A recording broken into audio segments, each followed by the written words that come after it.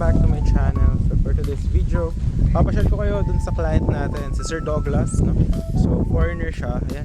Mga January ata siya, February, kumuha ng house. So ito na ngayon yung structure. So 200 square meter yung lot, tapos ito yung house. Malaki yung house, guys. So naging total package is around 5.5 M. So tatapusin natin tong house, ano bang month ngayon? May, April pa lang pala. Ang target natin dito matapos is around June.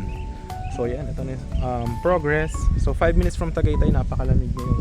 Ito yan sa Barangay Galicia, Mendez, Cavite. 5 minutes from Tagaytay. So yan, ito yung magiging kalsada. Ito yung magiging Poso Negro. Ayan. So ito yung house, no? High ceiling siya, guys, napakataas. Ayan. Tapos ganyan yung bubong. Tapos dyan yung magiging parking niya. So itong Poso Negro, talagang kita niya tayo gumawa ng Poso Negro. Ayan. So isasara rin niya, i-fill, sisementohan. Tapos lagyan natin siya ng Porsche. So yan, yung package nito is 5.5 M. Tapos yung 200 square meter yung lote. Kung gusto niyo siyang gawin na ganito rin na style ng house, pwede natin siya sa inyong gawin. Tapos sa 200 square meter lot or 300 pwede din. Dito rin din sa area, no? So package naman natin, building permit, title, process, so lahat naman siya. Lahat, pati labor materials kasama na din. So yan, ito, ikot ko kayo sa house. Ayan, ito, no? And Sir Douglas, ito yung house nyo. Ito yung magiging, hanggang dito yung lote nya. And dito yung muhon. Yan, hanggang dyan. So meron pa yung allowance. Babakuran din yan, kasama yung perimeter fence, may gate dito. Tapos ito kalsada yan, kasasementohan din yan. So yan yung house, no? So etong isa 2 floor, etong isa high ceiling na bungalow. Actually ang original plan talaga nito dati, yung package na natin dati is 3.5 M package. Ito lang house na to. Tapos ito parking lang to and garden. Eh ngayon nung nagsimula tayo ng construction nitong house, sinabi ng client na gusto niya rin magpagawa nito, construct. So inabot yan ng ating sa package sa around 2. So yan, pasukin natin, no? Yan yung progress, makikita nyo naman. So yan, naka French door siya. Yan, tapos lalagyan pa yun ng salamin. Tapos sliding, fixed glass dito. So yan. So dito yung mga materyales natin. Ayan, may mga sliding window, kisame, ayan. Tapos nandyan, syempre, may mga drainage din yan, no? Okay, ito yung papunta naman sa kitchen. Ayan. So ito parang hallway siya. Ito yung stairs papunta rin sa second floor. Okay, meron siya kasi parang terrace doon na high ceiling. Tapos dito yung laundry room. Tapos dito yung for open space. Dito common bathroom. Ayan. Ito naman isang bedroom dito. Ayan. So ito yung isang bedroom. Okay, tapos ito yung kitchen. Yeah. So high ceiling yan, guys, nasa 3.1 meters, 3.2. Tapos ito yung bar counter ng client, pwede natin gawin yan for you guys. Ayan. Tapos ito yung chimney. Ayan, nagpagawa siya ng chimney kasi dyan yung kitchen niya. Tapos ito yung sa kitchen. Ayan. So napaganda ng bar counter. Ang laki nung kanyang living room and kitchen. Ayan. Tapos ito yung master's bedroom. Ayan. Alright, so yan, magkikisame na rin tayo. Nag-trusses na nakaraan. So yan, napaganda, guys. Kompleto yung lahat. May mga electrical din. So lahat. Tapos yan yung master's bathroom. Ito lalagyan lang dito, sabi ng client, ng sliding windows, no? Tapos yan yung Poso Negro. Napakalalim. Okay? So yan. Alright, ito yung kanyang master's bathroom. Ang gusto ni client is gagawan siya ng bathtub. So yan, nilakihan natin yun, kanyang master's bathroom para kasya yung bathtub shower. So yan, tapos high ceiling. So napakaganda ng house na to, guys. Pwede natin itong gawin sa inyo.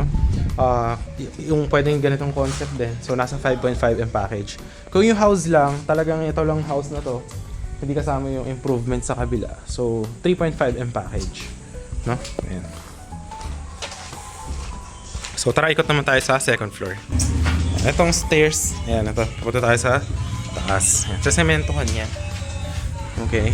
Ayan, ito yung papunta sa second floor. Ayan, tapos high ceiling yan, guys. Ayan, kita nyo naman yung gamit natin ng mga bubong. Ayan, yan yung water tank. Ayan, tapos ito yung style ng bubong. Ayan. Alright. So, mangyari niya, may kitchen pa dyan na isa. Tapos ito, open lang to. Open lang yung kanya, meron lang bubong para tambayan nila pagka gabi. Ayan, ihaw-ihaw. Ayan siya. Alright. So, ayan yan. Ito yung sa may bubong dito sa house dito. Okay, ayan. Ang kapal ng mga bakal. Ayan. Tapos dito, ayan. Overlooking siya. Tapos open space lang yan. May railings lang. Ayan. Ganda ng pagkaano dito. Ayan. Ito, parang ang mangyayari dito sa future. Meron lang railings yan dyan.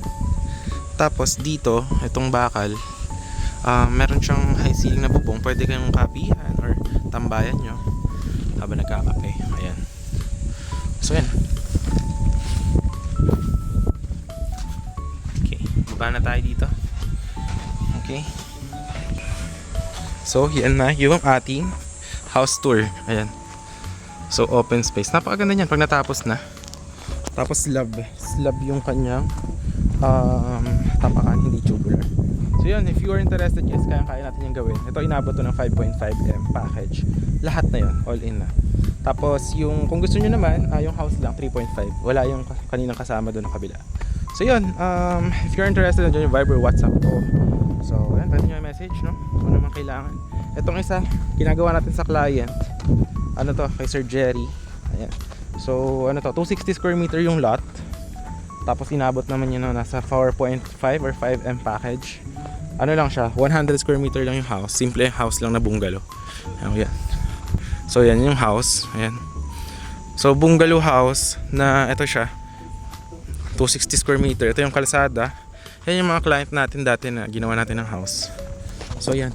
Ito yung magiging living room. Ayan o. Tapos ito yung master's bedroom. Ayan, kung makikita nyo. Diyan yung master's bathroom. Napakalaki ng master's bedroom. Diyan yung sliding window. Tapos dito, ang ganda rin na to guys. Pwede rin na pala natin to sa inyo gawin. Pwede natin gawin tong package na to sa inyo sa 260 square meter din or 250. Kaso limited na lang yung mga lots natin available na pwedeng i-build ng house. So yan, dito naman magiging porch, kapi-kapihan. Diyan yung stairs. Ayan naman, Poso Negro nandun. Ito parking, okay? So ito. Tapos ito naman yung isa pang bedroom para dun sa anak niya ni sir. Tapos ito will be kitchen. Okay? Tapos dito yung common bathroom and may laundry room, okay? So napaganda, 100 square meters na simple house. Definitely mag-enjoy sila dito. And then this one will be parking. So 260 square meter kasi yan. Okay. This one hanggang dyan sa muhon. Ayan, hanggang dyan sa muhon. Hanggang doon. Tapos dito naman garden. So babagyan din natin yun ng perimeter fences paikot. Ayan, pag ganyan. Tapos yung sliding gate nandito para sa parking niya. So yan, napakaganda, no? Alright. So yun. Ang dami na nating mga updates sa mga ginagawa nating house. So if you're interested, message nyo lang ako. Definitely kung anong plano nyo or pangarap nyong bahay na dito lang sa Mendez, malapit sa Tagaytay, kayang-kaya natin yung gawin but at an affordable price. Tapos kasama na rin lahat, permits and title process lahat. So yun, once again, this is John Christian. I hope to see you soon. Bye bye.